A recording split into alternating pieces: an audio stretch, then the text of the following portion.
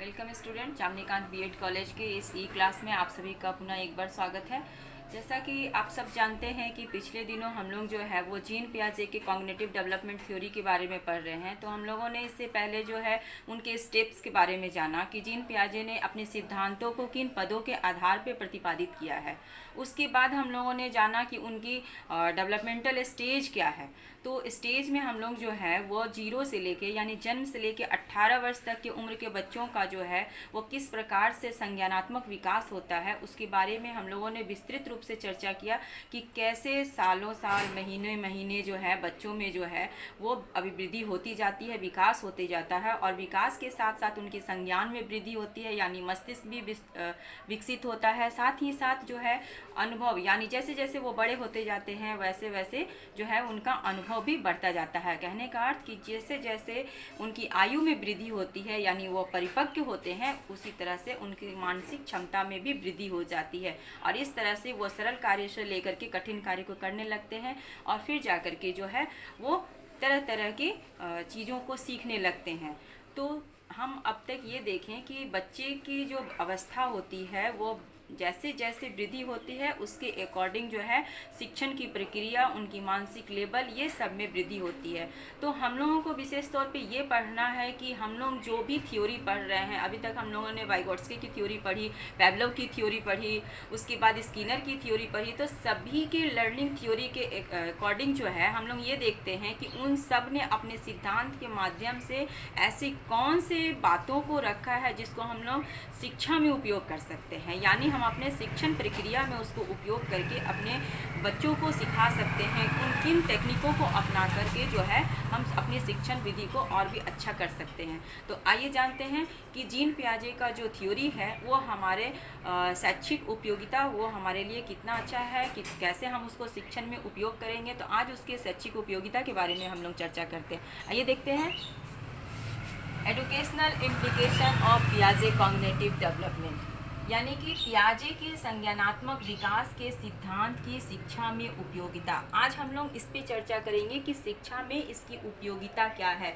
हम किन किन मूल बातों को जो है वो अप्लाई करके अच्छा शिक्षण दे सकते हैं। तो सबसे पहला जो है अगर कंक्लूजन करके निकाला जाए तो सबसे पहला है इसमें अनुकरण एवं खेल क्रिया के द्वारा शिक्षण।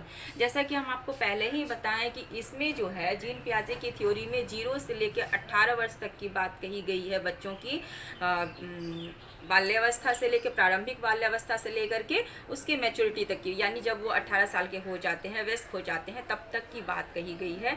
तो इसमें जो है बच्चे अनुकरण करके सीखते हैं। तो उन्होंने कहा कि बच्चे जब अनुकरण करके सीखते हैं और खेल खेल में सीखते हैं, यानी बच्चों को हमने पहले एग्जाम्पल दिया था कि अल्फ़ाबेट का बॉक्स दे दीजिए और उनको सेट करने के लिए दे दीजिए तो वो सेटिंग करेंगे, लेकिन कौन सा वर्ड है ये नहीं पता।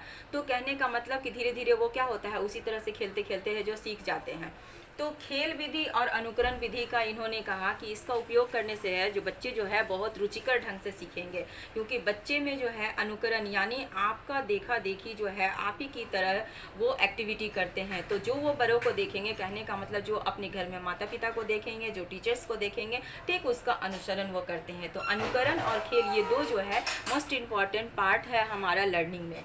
नेक्स्ट हम आते हैं आपका कि बच्चों को पियाजे के अनुसार, पियाजे ने कहा है कि बच्चों को जो है दंडित नहीं करना चाहिए। दंडित नहीं करना चाहिए क्यों? पहले की थ्योरी में भी हम लोगों ने कहा कि रिइंफोर्समेंट का होना बहुत ज़रूरी है। विदाउट रिइंफोर्समेंट जो है वो लर्निंग प्रोसेस हम लोगों का बेहतर नहीं हो सकता, क्योंकि अगर हम रिइंफोर्समेंट देते हैं तो बच्चे जो है क्या है बहुत इंटरेस्ट लेके सीखते हैं। इसमें हमने पहले चर्चा किया था कि पॉजिटिव रिइंफोर्समेंट देना चाहिए, लेकिन निगेटिव रिइंफोर्समेंट का भी अपना एक स्थान होता है कि हम नेगेटिव रिइंफोर्समेंट देते हैं, पॉजिटिव रिइंफोर्समेंट देते हैं, वो भी हम समय पर देते हैं तभी जा कर के वो प्रभावी होता है। यानी गलत चीज़ों में अगर हम पॉजिटिव रिइंफोर्समेंट देते हैं तो क्या होता है कि बच्चे उसको अच्छे से नहीं सीख सकते हैं। तो ये हम लोग ने यूजेबल का सिद्धांत में पढ़ा था। तो यहाँ पे इन्होंने कहा कि बच्चे को दंडित नहीं करना है। क्यों? क्योंकि वो कुछ बच्चे ऐसे होते हैं जिनका मानसिक लेवल कम होता है और वो धीरे धीरे सीखते हैं। तो वैसे बच्चों को अगर हम दंडित कर देंगे तो वो क्या करेंगे, वो सीखने की प्रवृत्ति ही उनमें खत्म हो जाएगी। इसीलिए उनको दंडित नहीं करना है बल्कि धीरे धीरे सिखाना है, क्योंकि सभी बच्चे जो है तीक्ष्ण बुद्धि के नहीं होते। नेक्स्ट है आपका कि अधिगम के लिए अभिप्रेरणा और बालक दोनों आवश्यक है।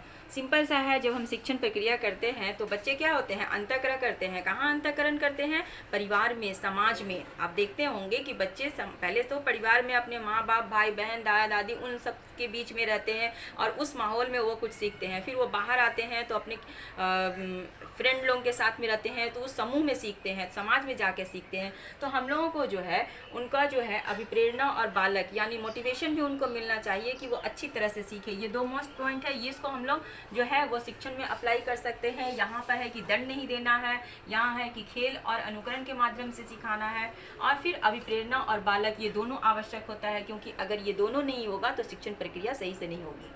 नेक्स्ट है आपका करके सीखना। सिंपल है कि कोई भी काम जो है हम ऐसे ही आपको बता देंगे तो आप जो है उसको उतना अच्छे से नहीं सीख पाएंगे जितना कि आप खुद अगर उस काम को करेंगे तब आप सीखेंगे। इसीलिए आपके बीएड के कोर्स में जो है आप लोगों का इंटर्नशिप रखा गया है, यानी जब आप जाते हैं स्कूल में पढ़ाने के लिए तो आप उसी कार्य को करते हैं जिस कार्य को अभी हम लोग कर रहे हैं। कहने का अर्थ यह है कि जब आप टीचिंग प्रोसेस में जाते हैं तब आपको समझ में आता है कि टीचिंग प्रोसेस में हम लोग किन किन बातों को ध्यान में रखना है। तो यानी जो काम हम करके सीखते हैं वो बेहतर होता है। नेक्स्ट आते हैं व्यवहारिक क्रियाओं के योग्य आधार पर बुद्धि का मापन। इनका कहना है कि जब हम उनकी व्यवहारिक क्रियाओं, जो बच्चे, जो बालक जो व्यवहारिक क्रिया करते हैं, हम लोग बुद्धि का मापन कैसे करते हैं? एक्सीलेंट हो गया, एवरेज हो गया, बिलो एवरेज हो गया, हम लोग इस तरह से दे देते हैं कि नहीं, तो कैसे हम निकालते हैं? कहने का मतलब वो जो व्यवहार करते हैं, वो जो क्रिया करते हैं, उसके अकॉर्डिंग हम लोग क्या करते हैं, उसका एक योग निकालते हैं कि कौन अच्छा व्यवहार कर रहा है। उसके आधार पर हम उसकी मानसिक क्षमता यानी बुद्धि का जो है वो मापन करते हैं। जो बुद्धिमान होंगे, जो तीक्ष्ण बुद्धि के होंगे, वो जो है वो सकारात्मक व्यवहार करेंगे, और जो बुद्धिमान नहीं होंगे वो क्या होगा, वो साइलेंट मोड में रहेंगे, वो अच्छा व्यवहार नहीं कर पाएंगे। कहने का मतलब कि वो बहुत ज़्यादा जो है अपने आप को फ्रंट में लाने की कोशिश नहीं करते हैं। तो इसी तरह से जो है उनका व्यवहारिक और क्रियाओं का योग जो है ये हम लोग बुद्धि के मापन के लिए कर सकते हैं, क्यों इस आधार पे हम लोग बुद्धि का मापन करते हैं। नेक्स्ट है आपका प्रेरणादायक माहौल यानी वातावरण को उपलब्ध कराना। ये सिंपल सी है कि जब भी बच्चे सीखते हैं, चाहे वो घर में सीखे, स्कूल में सीखे या फिर हमारे समाज में जाए, बच्चे घर परिवार से निकल करके समाज और समुदाय में जाते हैं, उसके बाद स्कूल जाते हैं, तो जहाँ जहाँ वो जाते हैं उनको अगर वातावरण अच्छा मिलेगा तो बच्चे अच्छे ही सीखेंगे। अगर माहौल ही ख़राब मिलेगा तो हम कितना भी कोशिश कर ले, उस माहौल का कहीं ना कहीं कुछ ना कुछ गलत प्रभाव हमारे बच्चों पे अवश्य पड़ता है। तो अतः बच्चों को अगर हमको अच्छी शिक्षा व्यवस्था देनी, अच्छी शिक्षा देना है तो माहौल भी हमको अच्छा ही देना होगा। नेक्स्ट है इसका और लास्ट पॉइंट है कि इस सिद्धांत के आधार पर बालक की तर्क शक्ति एवं विचार शक्ति को पहचाना जा सकता है। सिंपल सा है कि मैंने आप लोगों को पहले ही बताया था कि इसके अनुसार बच्चों में जो है वो ज्ञान का विकास यानी संज्ञान का विकास जो है वो बुद्धि, विवेक, वो सारा चीज़ उसकी उम्र के अनुसार बढ़ते चले जाता है। तो इस थ्योरी के माध्यम से जो है हम उनकी विचार शक्ति यानी मानसिक क्षमता और तर्क शक्ति यानी जो वो तर्क करते हैं, जो चिंतन करते हैं, उसके बारे में हम लोग बड़ी आसानी से पता लगा सकते हैं। इसलिए इन 7 बुलेट के हिसाब से हम देखते हैं कि जीन पियाजे की जो संज्ञानात्मक विकास की जो सिद्धांत है वो बहुत ही मोस्ट इम्पॉर्टेंट पार्ट है हमारा लर्निंग थ्योरी के लिए, और ये बहुत ही इम्पॉर्टेंट थ्योरी है। ये हमेशा क्वेश्चन में आता है, इससे रिलेटेड कोई ना कोई क्वेश्चन आपको हर साल पूछा जाता है। तो विशेष रूप से इसको जो है थोड़ा ध्यान दे करके पढ़िए और समझिए। मुझे लगता है कि अभी तक मैंने जो आप लोगों को बताया है उसके हिसाब से आपको काफ़ी कुछ समझ में आ गया होगा। तो आज यहाँ पे ख़त्म होता है हमारा जीन पियाजे का एजुकेशन में इम्प्लीकेशन उनके थ्योरी का, यानी जीन पियाजे ने जिन सिद्धांत का प्रतिपादन किया है संज्ञानात्मक विकास का, उसका हम लोग किस तरह से शैक्षिक उपयोगिता कर सकते हैं। Thank you.